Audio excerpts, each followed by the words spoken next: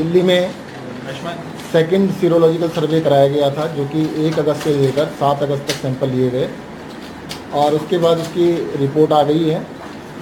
पहले सीरोलॉजिकल सर्वे में 22% लोग जो कि एंटीबॉडीज़ पाई गई थी। एंटीबॉडीज़ का मतलब है कि उनको कोरोना का इन्फेक्शन होकर वो ठीक हो चुके हैं।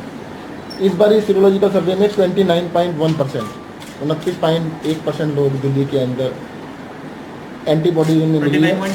29.1 उनके अंदर एंटीबॉडीज़ मिली हैं। एंटीबॉडीज़ का मतलब ये है कि वो इन्फेक्ट होकर ठीक हो चुके हैं। तो दिल्ली की आबादी अगर 2 करोड़ माना जाए तो इसके हिसाब से लगभग 58 लाख लोगों को वो एंटीबॉडीज़ बन चुकी हैं और वो ठीक हो चुके हैं। अलग अलग डिस्ट्रिक्ट्स के अंदर अलग अलग प्रेवलेंस देखी गई है। जैसे नॉर्थ ईस्ट है, उसमें 29% है, साउथ में 27 है, साउथ ईस्ट में 33 है, न्यू दिल्ली में 24 है। और पहले के मुकाबले में जो डिफरेंस है वो 6% से लेकर 50% तक का डिफरेंस देखने में आया है। नॉर्थ ईस्ट डिस्ट्रिक्ट में पहले 27.7 था, जो कि बढ़कर 29.6 हुआ है। इसी तरह से साउथ ईस्ट में जहाँ 22% था, अब 33% हो गया, 50% का इंक्रीज है। और सबसे ज़्यादा इंक्रीज इसी में देखने को मिला है।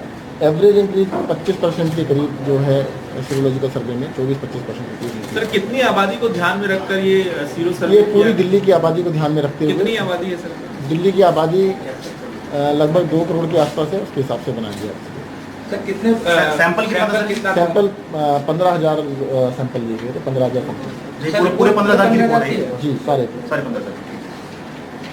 सर इसमें कुछ एज ग्रुप है? एज ग्रुप का बताता हूँ, 4 एज ग्रुप बनाए गए थे। 4 एज ग्रुप में ये था 18 साल से नीचे 25% लोगों को लिया गया, 18 से 50 तक 50% और 50 से ऊपर 25%। तो सर सरकार से क्या मांग रही है? क्या ये जो 22 से और आप करीब 29% आप बता रहे हैं, तो क्या ये सक्षमता है सरकार की कि भाई इतना हुआ है? यहाँ देखिएगा, इसको ये अच्छी बात ये मान सकते हैं कि 29% लोग ठीक हो चुके हैं, और परंतु अभी भी क्योंकि हार्ड इम्यूनिटी के लेवल तक नहीं पहुँचे हैं, तो जो लोग बचे हुए हैं उनको इन्फेक्शन का डर तो है। और लगभग 70% लोग ऐसे हैं जिनको अभी तक हार्ड इम्यूनिटी मतलब जिनको एंटीबॉडीज़ नहीं बने। लेकिन इसके अंदर मैं ये भी बता देता हूँ कि मेल्स जो हैं वो 28.3% है, फीमेल 32.2% है। कितने पुरुष सर? फीमेल 32.2 है, मेल जो है वो 28.3% है। लेकिन सरकार का अपना सिस्टम क्या है? मतलब ये एक अच्छी बात है कि इस रफ्तार से बढ़ रहा है? नहीं, देखिएगा, मैं कह रहा हूँ कि हमें पता तो लग रहा है ना, कम से कम देखिएगा इतने परसेंट लोग हो चुके हैं, ये पता लग रहा है।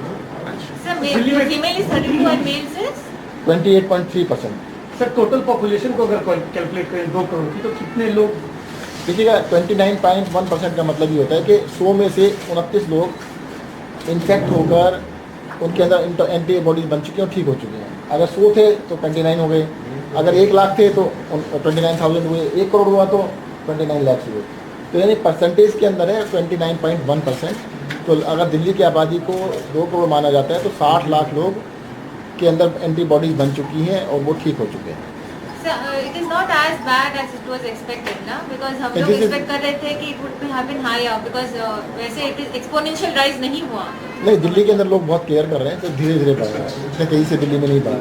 सर इसमें एक सवाल ये है कि जो पहला सीरो सर्वे हुआ था उसमें जिन इलाकों में सैंपल लिए गए और आपने जो सीरो सर्वे किया उसमें जिन इलाकों में सर्वे किया गया और सैंपल लिए गए, ये दोनों इलाके अलग अलग थे क्या या एक ही थे? हाँ। देखो, पूरा साइंटिफिक सिस्टम होता है। हाँ। इसके अंदर हमारा मौलाना आज़ाद मेडिकल कॉलेज के अंदर लीड रोल में थे, उन्होंने पूरा सैंपल बनाया था, उसके हिसाब से सर्वे किया गया।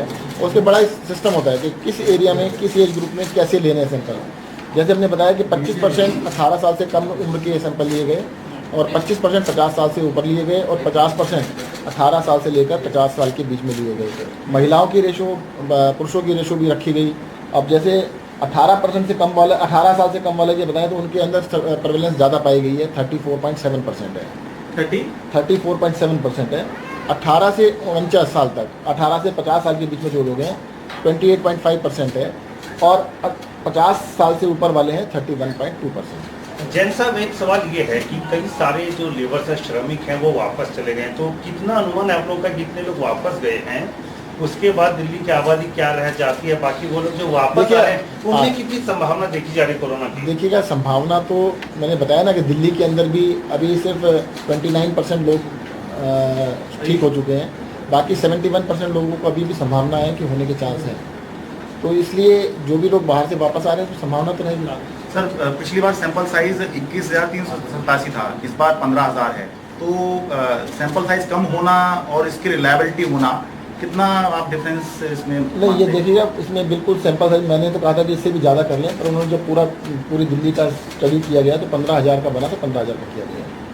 तो आगे भी 15-15 के हिसाब से ही करेंगे, जिससे कि देखिए, वो साइंटिस्ट बताएंगे इसको कितना करना है। अच्छा, वो साइंटिस्ट तय करते हैं? साइंटिस्ट तय करते हैं कि इस आबादी, देखो इसमें हर क्लास के लोग हैं, आपके स्लम बस्ती भी हैं, मिडिल क्लास भी है, अपर मिडिल क्लास भी है, सभी तरह से होता है। एज ग्रुप भी सारे लिए जाते हैं, जेंडर भी सारे लिए जाते हैं, तो उसके हिसाब से पूरी दिल्ली को बनाया जाता है।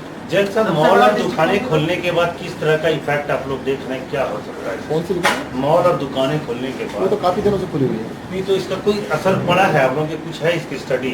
देखिएगा, जब अभी मैं बता रहा हूँ कि हमें लगता था शायद पिछली बार 22% था, तो शायद ये एकदम से एक्सपोनेंशियली काफ़ी बढ़ेगा, उस हिसाब से 25% बढ़ा है, तो हमें लगता है 50% प्रतिशत बढ़ेगा। सर कौन सा डिस्ट्रिक्ट बताया सबसे ज़्यादा जो संक्रमित है? South east.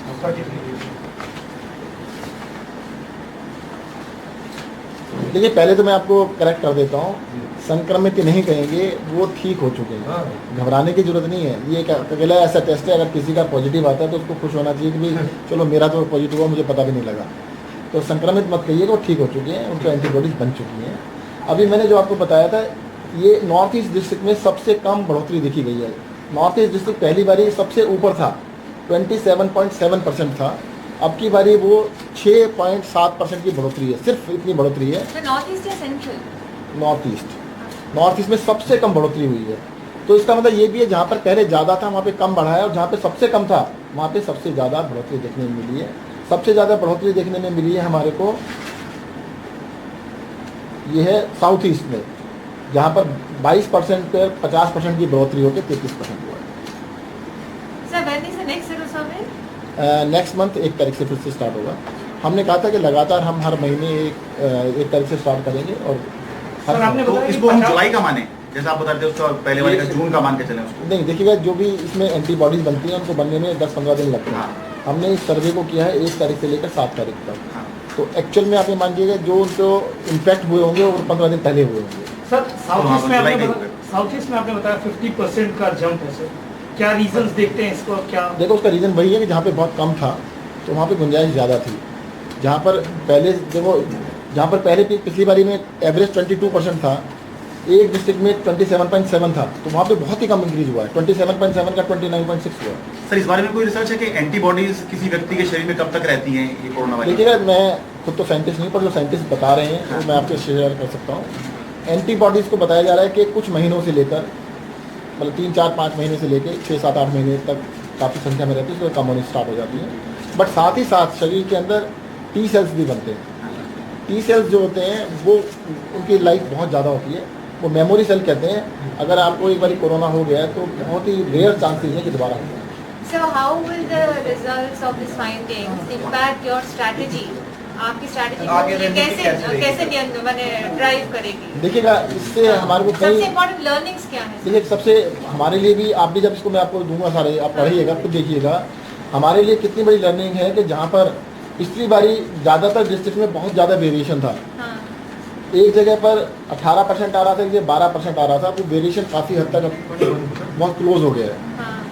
ये जो वेरिएशन थे बहुत कम हो गए हैं, वेरिएशन क्लोज जा रहे हैं। तो इसका मतलब ऐसा लगता है कि जो हर्ड इम्यूनिटी, जो लोग कह रहे हैं कि हर्ड इम्यूनिटी की बात है, तो हर्ड इम्यूनिटी साइंटिस्ट का कहना है 40% से लेकर 60% तक हर्ड इम्यूनिटी होती है।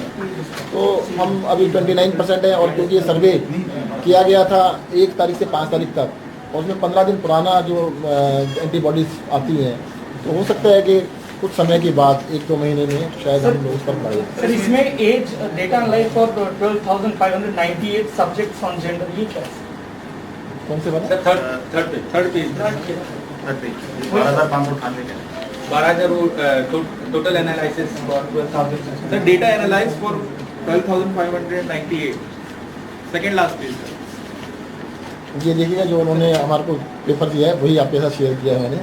आप इससे नेक्स्ट वाला पढ़ लीजिए। Sero surveillance in males 28.3%, female 33%।